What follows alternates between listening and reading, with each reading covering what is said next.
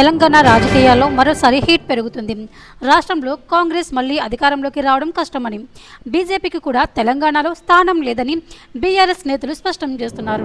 మళ్లీ కేసీఆర్ పాలన రావాలని ప్రజలు కోరుకుంటున్నారని, అందుకు సూచనగా ఆరూరి రమేష్ బీఆర్ఎస్లో చేరారని వ్యాఖ్యానించారు.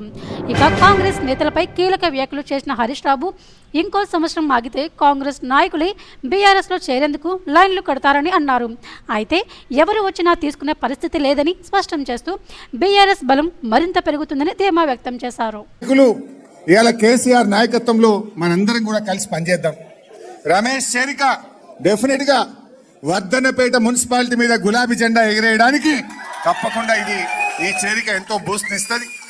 రమేష్ కూడా అనుభవజ్ఞుడు, ఓపిక ఉన్నది, సంయమనం ఉన్నది, పాత కొత్త అందరినీ కలుపుకొని పోతాడు.